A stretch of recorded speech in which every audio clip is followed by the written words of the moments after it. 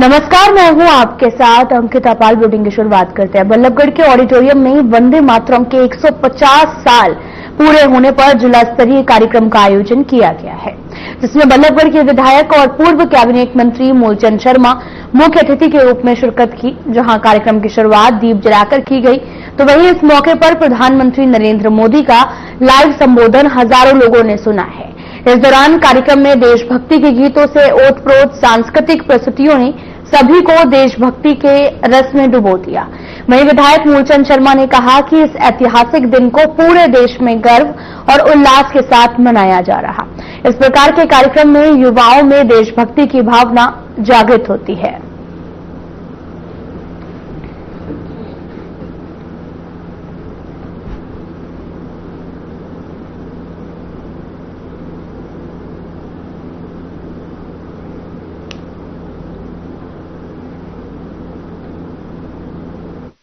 पूरे हो चुके हैं। देश के प्रधानमंत्री आदरणीय नरेंद्र मोदी जी ने पूरे देश के 140 लोगों को आह्वान किया है और वंदे मातरम की ताकत, उसके साहस और उसके नाम में कितनी ताकत है, बल है, ये आने वाली पीढ़ी को हर व्यक्ति को जानना चाहिए कि वंदे मातरम अपने आप में जो प्यार, मोहब्बत, जो ताकत मिलती है, आज 150 वर्ष पूरे।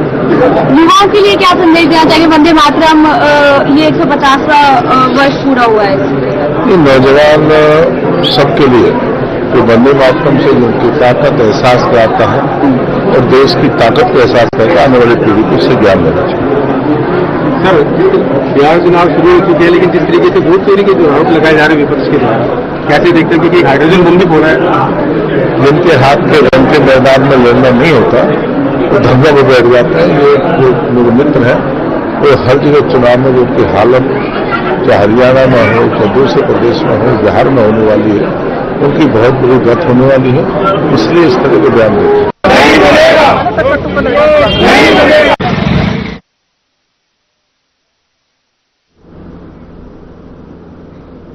यमुनानगर के गुरु गोरखनाथ राजकीय महाविद्यालय में राष्ट्रीय गीत वंदे मातरम के 150 साल पूरे होने के उपलक्ष्य में जिला स्तरीय स्मरण उत्सव आयोजित किया गया।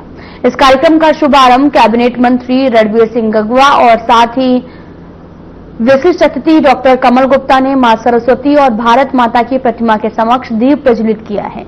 इस अवसर पर प्रधानमंत्री नरेंद्र मोदी का संबोधन भी सीधा प्रसारित किया गया, जिसमें उन्होंने वंदे मातरम के माध्यम से देशभक्ति और एकता का संदेश दिया। मंत्री गंगवा ने कहा कि ये गीत हमारे स्वाधीनता संग्राम की प्रेरणा रहा है और भारत के हर कोने में देशभक्ति की गीत गूंज बना है।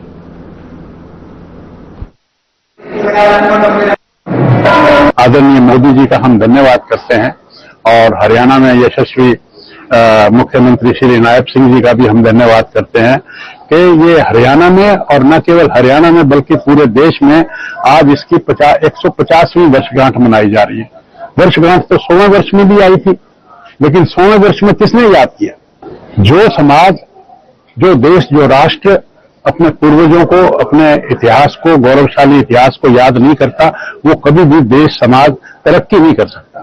तो मैं पुनः आप सबको भी, हिसार की जनता को, और आज हिसार प्रशासन ने बड़े अच्छे से इसको मनाया, मैं सबको बधाई देता हूं, सबका अभिनंदन करता हूं। धन्यवाद। कि वंदे मातरम के 150 साल पूरे हुए हैं और उसका आज उत्सव पूरे भारतवर्ष के अंदर मनाया जा रहा है। वंदे मातरम श्री बंकिम चंद्र चट्टोपाध्याय जी ने 7 नवंबर 1875 को लिखा था। और जो वंदे मातरम केवल एक गीत ही नहीं, एक कविता ही नहीं, बल्कि ये ऐसे शब्द हैं जो हमारे अंदर ऊर्जा का संचार पैदा करते हैं। ये वंदे मातरम के नारे लगाते हुए हमारे बहुत से वीर जवानों ने इस देश को आजादी के लिए अपना सब कुछ न्यौछावर करने का काम किया। आज भी जब हमारे सैनिक बॉर्डर पे जाते हैं और कोई बात होती है तो वंदे मातरम के नारे लगा करके उस बॉर्डर की रक्षा करने का काम करते हैं। हमारे बहुत से पुराने समय के अंदर इस वंदे मातरम को भी बीच से काटा गया और पुरानी की सरकारों के अंदर इसको कभी भी इस तरीके के उत्सव मनाने का काम नहीं किया। और आज हमें इस बात की खुशी है कि हमारा नेतृत्व आदरणीय नरेंद्र मोदी जी के रूप में ऐसा नेतृत्व है जो इस तरीके की जो देशभक्ति की चीजें हैं, जिससे एक ऊर्जा का संचार आता है, इन चीजों को भी मनाने का काम आज किया है। आज पूरे 150 साल हुए हैं। मैं सभी देशवासियों को इस 150 साल पूरे होने पे, आज इस उत्सव मनाने पर बहुत बहुत सबको बधाई देता हूं, बहुत बहुत हार्दिक शुभकामनाएं देता हूं।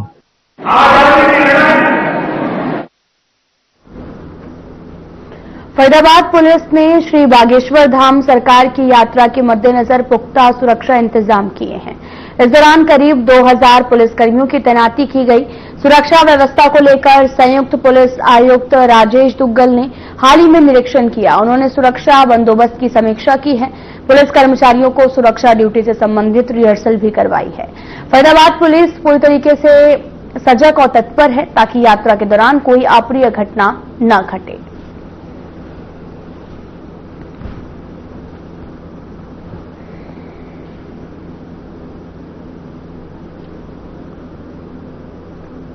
नारनौल में पूर्व आईएएस अधिकारी अनीता यादव के भाई और पूर्व जीएम लाजपत यादव का 2000 गज में बना हुआ मॉल को नगर परिषद ने सील कर दिया है। पूर्व जीएम ने सीलिंग की इस कार्रवाई पर सवाल उठाते हुए कहा कि ये राजनीति दबाव से हो रही है, जबकि उन्होंने कोर्ट से स्टे ली हुई है।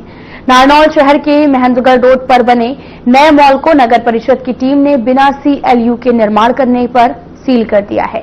नगर परिषद की टीम दोपहर 2 बजे के बाद में मॉल में पहुंची, जिसके बाद टीम ने सीलिंग की कार्रवाई शुरू की। वहीं इस मॉल में करीब 200 वर्कर काम कर रहे थे, जिसके कारण सीलिंग होने पर सभी को छुट्टी कर दी गई और अब इनके रोजगार पर संकट है।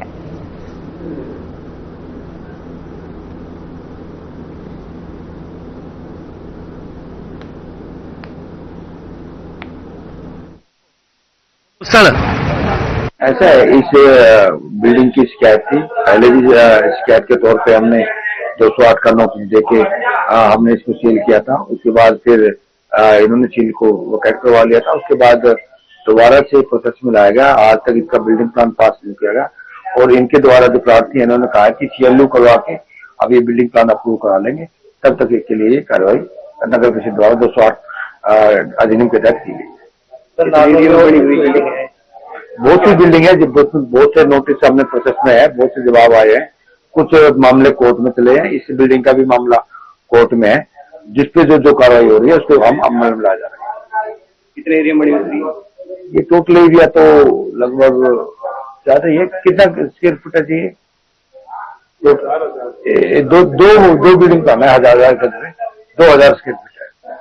ये बिल्डिंग मैंने 2019 में इसका नक्शा होप पास के थ्रू पास करवाया गया। उसके बाद 2 साल का टाइम दिया, 2021 तक।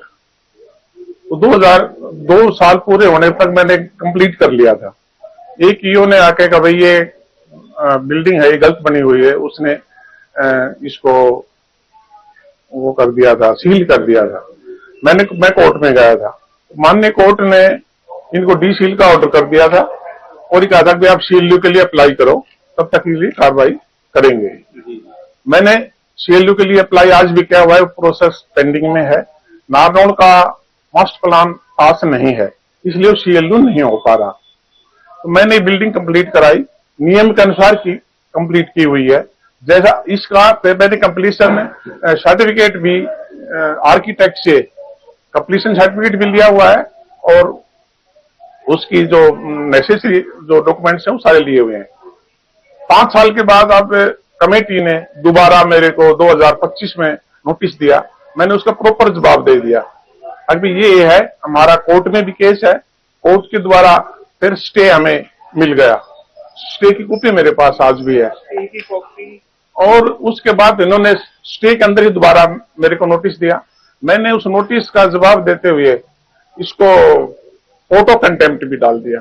आज इसकी तारीख है, लंच के बाद तारीख लगी हुई है।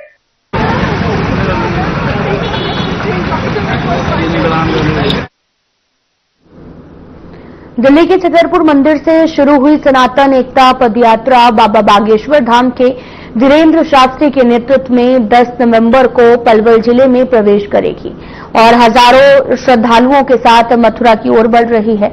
इस यात्रा का रात्रि विश्राम नेताजी सुभाष चंद्र बोस स्टेडियम में किया जाएगा, जहां बाबा धीरेन्द्र शास्त्री के प्रवचन को सुनने के लिए बड़ी संख्या में भक्तों के पहुंचने की संभावना को देखते हुए प्रशासन ने सुरक्षा और ट्रैफिक व्यवस्था के पुख्ता इंतजाम किए हैं, जिसके तहत शहर में जगह जगह बैरिकेड्स लगाए जा रहे हैं, जबकि पुलिस और प्रशासनिक टीमें चौकसी बरत रही हैं ताकि यात्रा के दौरान किसी प्रकार का बाधा न उत्पन्न हो।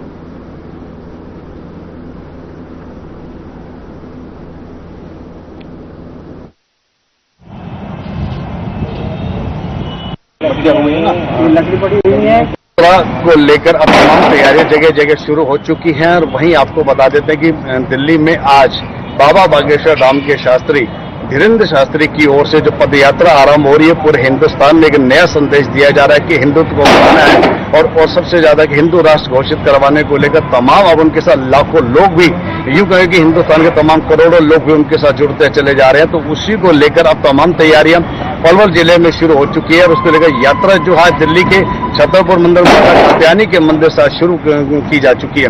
तो उसको लेकर तमाम जो तैयारी है पलवल जिले के नेताजी सुभाष चंद्र बोस स्टेडियम में, वहां भी तैयारी और यहाँ के जो धार्मिक संगठन है और तमाम सामाजिक संगठन मिलकर इस यात्रा की आगवानी के लिए तैयारी अपने शुरू कर चुके हैं और जिला प्रशासन की ओर से भी तमाम तैयारियां शुरू की जा चुकी है। मैं आप दिखा देता हूँ कि यही वही जहाँ हम खड़े हैं, ये वही स्टेडियम है, नेताजी सुभाष चंद्र बोस स्टेडियम है, जहाँ पर आप देख सकते हैं पिंक कलर की बिल्डिंग है। यहाँ पर बाबा बागेश्वर धाम का वो मंच सजाया जाएगा। इसी मंच के माध्यम से तमाम लोगों को, इस मंच के माध्यम से यानी कि राष्ट्र को संदेश दिया जाएगा, लोगों को जानकारी दी जाएगी कि अब समय आ चुका है सब लोगों को एकजुट होने का। और आप देख सकते हैं कि एक नई सी बिल्डिंग बनी हुई है। इस बिल्डिंग में बाबा बागेश्वर धाम का रात्रि का निवास हुआ है। तमाम सुरक्षा कर्मचारी अभी से पहुंच चुके, तमाम तैयारियां अभी शुरू हो चुकी है। आप देख सकते हैं कि तमाम बड़ी बड़ी गाड़ियों में सामान आ रहा है और जो कमेटी के सदस्य हैं वो लगातार यहाँ की सुरक्षा व्यवस्था और तमाम तैयारियों का जायजा ले रहे हैं। और आप देख सकते हैं मेरे इस तरफ की किस तरह से तमाम लकड़ी का सब्जियां भी पड़ी हैं। यहाँ भट्टियां भी बनाई जा रही हैं ताकि जो लोग रहेंगे उनके भोजन की व्यवस्था भी रहेगी।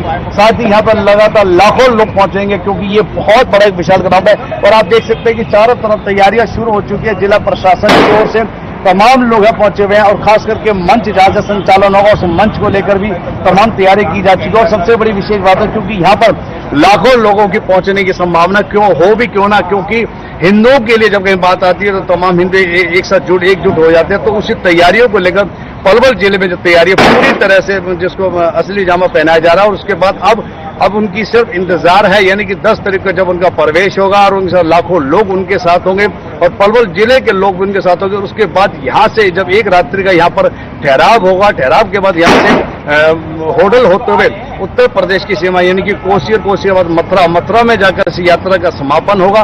तो उसको लेकर पलवल जिले की जो तैयारियां हैं पूरी तरह से की जा रही है और चाक चौबंद व्यवस्था भी बनाई जा रही है ताकि कोई भी शरारती तत्व किसी प्रकार का इस इतने बड़े जो संगठन जो यहाँ पर मौजूद होंगे, तमाम यहाँ लोग जो मौजूद होंगे, तो किसी प्रकार की विघ्न बाधा ना, तो उसको लेकर तैयारियां भी ठीक ठाक की जाती है। जिला प्रशासन लगातार यहाँ पर चौकस अपनी निगाह बनाया हुआ है, पहनी निगाह से यहाँ पे काम किया जा रहा है ताकि किसी प्रकार की कोई कमी ना रहे। तो उसको लेकर अब सिर्फ इंतजार है बाबा बागेश्वर धाम की यात्रा और जिसको लेकर लोग यहाँ पर बड़े बेसब्री से इंतजार कर रहे हैं। कैमरामैन हरीश के साथ परवीन आहूजा, पलवल।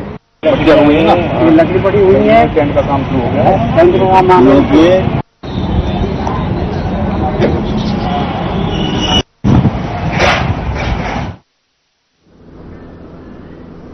फरीदाबाद के सेक्टर 6 स्थित एक निजी कंपनी पर सीएम फ्लाइंग की टीम ने बड़ी कार्रवाई की है। कंपनी में प्रदूषण नियंत्रण नियमों के उल्लंघन की शिकायत मिली थी। मौके पर पहुंची टीम ने पॉल्यूशन विभाग के अधिकारियों के साथ मिलकर फैक्ट्री की जांच की। जांच के दौरान न सिर्फ पॉल्यूशन से जुड़ी गड़बड़ियां सामने आई बल्कि कंपनी के पास रजिस्ट्रेशन और जीएसटी नंबर भी नहीं मिला। सीएम फ्लाइंग के डीएसपी जाकिर हुसैन ने बताया कि सूचना मिलने के बाद जब टीम मौके पर पहुंची तो पाया गया कि फैक्ट्री अवैध रूप से चलाई जा रही है। पॉल्यूशन से लेकर दस्तावेजों में भारी अनियमितताएं मिली हैं। फिलहाल फैक्ट्री के खिलाफ आवश्यक कानूनी कार्रवाई की जा रही है।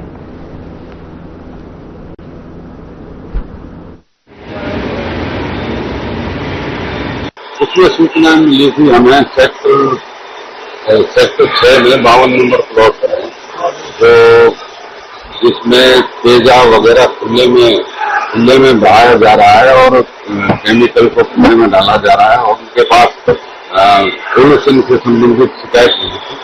तो इस संबंध में हम आए यहाँ पर और पोल्यूशन टीम के साथ लेकर, तो उसके बाद यहाँ मौके पर वो सारी चीजें मिली है जो अपना ये रजिस्ट्रेशन वगैरह भी पेश नहीं कर पाएंगे और ये खुले में केमिकल वगैरह डाला जा रहा है जिससे ना उसका इंतजाम है ना एयर पोल्यूशन का इंतजाम है।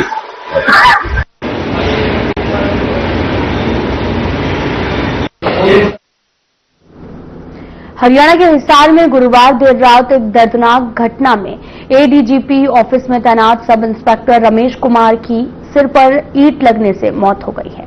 यह वारदात ठाड़ी श्यामलाल की गली नंबर 3 में रात करीब 11:30 बजे हुई। रमेश कुमार की ड्यूटी सिरसा थी, लेकिन कुछ समय से डेप्यूटेशन पर एडीजीपी ऑफिस में तैनात थे। अगले साल जनवरी में सेवानिवृत्त होने वाले थे। मृतक के भतीजे अमित कुमार ने बताया कि जब रमेश कुमार ने युवकों को हुड़दंग करने से रोका तो वे पहले वहां से चले गए और कुछ देर बाद वही युवक दोबारा इकट्ठा होकर यहां पर आया, ईंटों और डंडों से हमला कर दिया। उन्होंने बताया कि आरोपियों के ने एक साथ मिलकर हमला किया है। रमेश कुमार के सिर पर ईंट मारी है जिससे उनकी मौत हो गई है।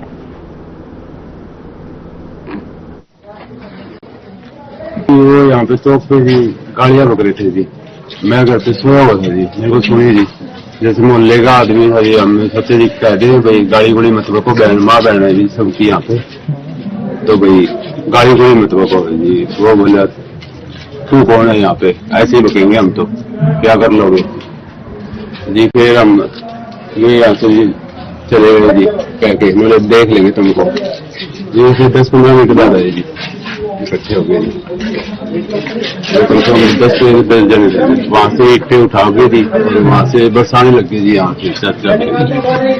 तो बस आके जब वो चाचा जी निकले जी, हमारे साथ थोड़ी सी मारपीट करी थी उन्होंने, तो ये अच्छे चाचा भी निकल गए थे, इधर से वो निकल गए जी। फिर उन्होंने जी थानेदार है इसको देखते हैं पहले, तो पुलिस वाला इसको देखते हैं थानेदार को पहले, तो फिर वो उधर आ गई जी, चाचा जी ईंट मारी थी। फिर वो जी इधर से हम उधर से आने लगे, तो फिर देखते ही चाचा वो इधर से भाग गए जी। ठीक है, नमस्कार सभी को। तो जैसा कि अभी आप लोगों को पता है कि कल रात एक वारदात हुई एसटीएम थाने में। तो सब इंस्पेक्टर रमेश जो सिरसा के में इनकी पोस्टिंग है, बट वो आईजी ऑफिस में यहाँ पे डेपुटेशन पे थे और वहाँ पे कंप्लेंट ब्रांच में पोस्टेड थे। तो उनका लड़ाई झगड़े में मर्डर हो गया। तो वो अपने घर पे थे जब कुछ लोग जो हुड़दंग लोग हैं उनके दूर के रिश्तेदारी में ही पड़ते हैं वो, और वो शराब पी के हुड़दंगबाजी कर रहे थे। तो इन्होंने इसको टोका, ये उनके भतीजे वहां पे अमित मौके पर मौजूद थे, इन्होंने उनको टोका। तो उस समय तो वो चले गए, बट वो 10-15-20 और लड़के इकट्ठा करके लेकर आए और इनपे वहां पे आप जैसे गली में जाओगे तो वहां काफी सारे कंस्ट्रक्शन मटेरियल रखे हुए हैं, तो उसको उठा के और उस पर वार किया जिससे कि उसमें इंजरीज हुई। अमित को तो मामूली चोट आई है और रमेश को सिर पे काफी गहरी चोट लगी है ईंट की, प्रोबेबली वो ईंट की है, अभी पोस्टमार्टम नहीं हुआ है। तो जो प्रमुख जो अभी प्रथम दृष्टया जो हमने निरीक्षण किया बॉडी का, उससे लग रहा है कि जो सर पे चोट लगी है उसी से उनकी डेथ हुई है, वो चोट जो है ईंट से लगी है। और इस मामले में हमने जैसे मैं और एडीजीपी साहब हैं, हम लोग रात में मौके पे ही चले गए थे और जो हमने कई सारी टीमें गठित की लोगों को राउंड अप करने के लिए, और उसमें 10 लोगों के खिलाफ एफआईआर दर्ज हुआ था बाई नेम और कुछ अन्य लोग थे। तो उसमें 5 लोग गिरफ्तार हो गए। गिरफ्तारी के दौरान उन्होंने कुछ लोग भागने की कोशिश की है, कुछ छत से कूदे, कुछ ने लड़ाई करने की कोशिश की, तो उसमें 3 लोगों को फ्रैक्चर हो गया।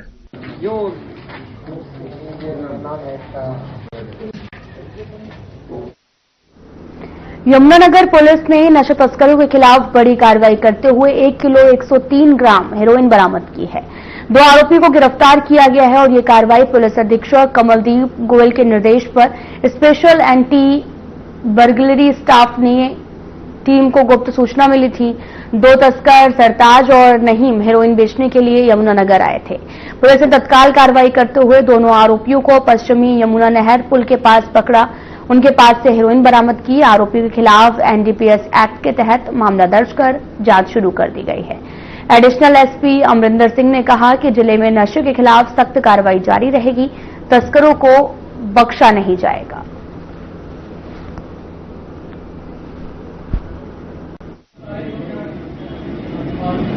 अगर मॉनिटरी टर्म्स की बात करें तो जो पेनल्टी है वो एक तरह से हमारी बचत है।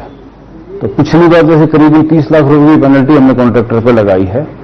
हाँ, लेकिन अगर इसको मॉनिटरी टर्म्स के अलावा अगर दूसरे एंगल से इसको देखा जाए तो इसमें यह है कि हमारा जो मॉनिटरिंग है वो काफी दुरुस्त हो जाती है, जिससे हम जो हमारी सफाई व्यवस्था है, सफाई व्यवस्था को बड़े इफेक्टिवली हम अंजाम दे सकते हैं।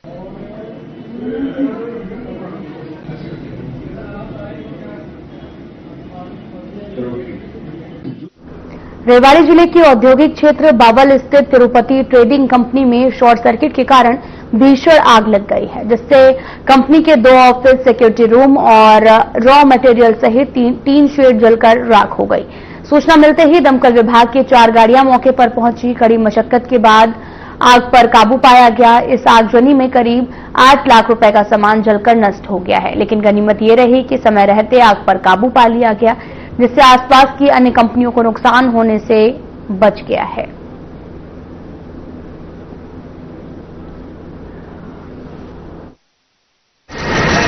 सर, शॉर्ट सर्किट की वजह से आग लग गया, हमें पता लगा तो उसके बाद हम लोग आए, फिर फायर ब्रिगेड को फोन किया और वो समय पर पहुंच गए यहाँ पे। लगभग सर कितना नुकसान मानते हैं? सर लगभग नुकसान 8-10 लाख रुपए का है। तो क्या क्या जला सर? तो इसमें सर ऑफिस, हमारे 2 ऑफिस जले हैं, किचन है, लाइट है, बाथरूम है, सेफ्टी सिक्योरिटी रूम है हमारा, प्लस में फ्रंट का जितना भी प्रीमिसेस है उसकी टीम वगैरह ये सब है सर। अगर सर समय से फायर ब्रिगेड पहुंच गई है? हाँ, समय से सर पहुंच गई, 15 मिनट के अंदर पहुंची, हमने फोन किया।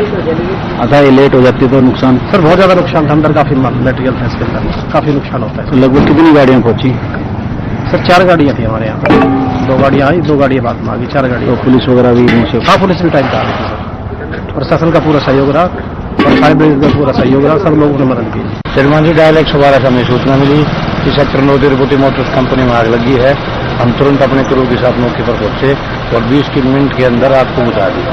तो किस तरह का सामान बताया गया है?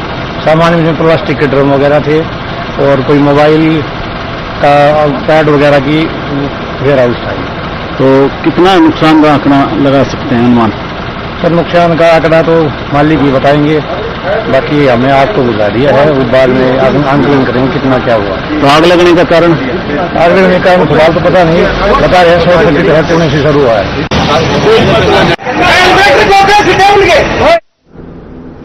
यमुनानगर के प्रताप नगर बस अड्डे पर हुए एक हादसे में रोडवेज चालक द्वारा आधा दर्जन कॉलेज छात्राओं को बस के नीचे कुचले जाने के मामले में डीएसपी रजत गुलिया ने खुलासा किया है कि आरोपी ड्राइवर की मेडिकल रिपोर्ट में अल्कोहल की पुष्टि हुई है, जिससे लगता है कि उसने शराब का सेवन किया था। डीएसपी ने बताया कि आरोपी ने ब्लड और यूरिन सैंपल भी लिए थे, जिनकी रिपोर्ट में स्थिति स्पष्ट होगी। इस मामले में आरोपी ड्राइवर के खिलाफ बीएनएस की धारा 105 के तहत मुकदमा दर्ज कर उसे न्यायालय में पेश किया जाएगा। हादसे में एक छात्रा की मौत हुई है, जिसे पुलिस और प्रशासनिक अधिकारियों की कार्रवाई के बाद खोला गया है।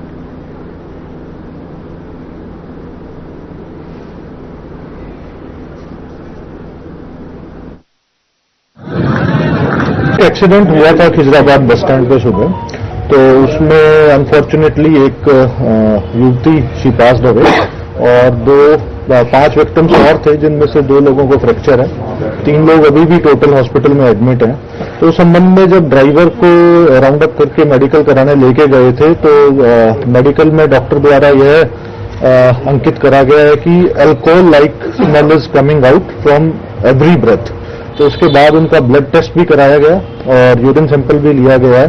तो जो मेडिकल है उससे लगता है कि ड्राइवर ने शराब का सेवन करा हुआ था, जो अल्कोहल लाइक स्मेल की डॉक्टर द्वारा टिप्पणी करी गई है। बाद में जो हमारे ब्लड सैंपल की और यूरिन सैंपल की रिपोर्ट आएंगी तो उससे और चीज कंफर्म हो जाएगी। इसी के चलते इसमें हमने मुकदमा 105 बीएनएस के तहत, जिसे हम 304 आईपीसी बोलते थे, नॉर्मली एक्सीडेंट के जो मुकदमे होते हैं वो 304A आईपीसी में जो पुरानी थी उसमें होते थे, लेकिन हमने उसको 105 बीएनएस जो 304 आईपीसी का पुराना सेक्शन था उसके तहत अंकित करा। ड्राइवर को अरेस्ट करा गया और उसको अब हम कोर्ट में हमारी टीम अभी प्रस्तुत करने जा रही है बिलासपुर कोर्ट में।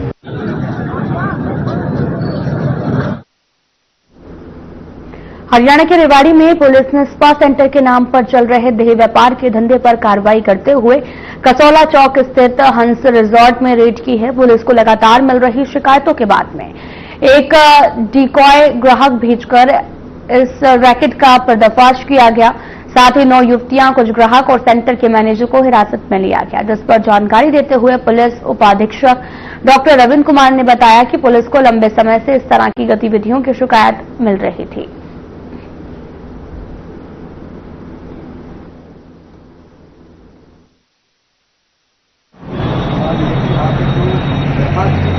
अधीक्षक रेवाड़ी द्वारा एक टीम का गठन पहले ही किया गया था कि जो भी इस तरह की घटना हो तुरंत उसका कार्रवाई करें।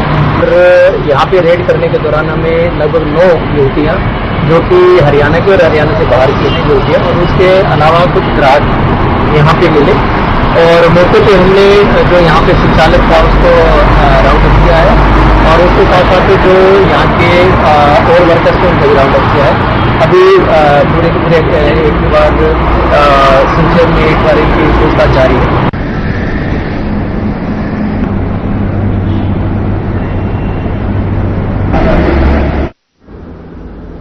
फिलहाल बुलेटिन में इतना ही। नमस्कार।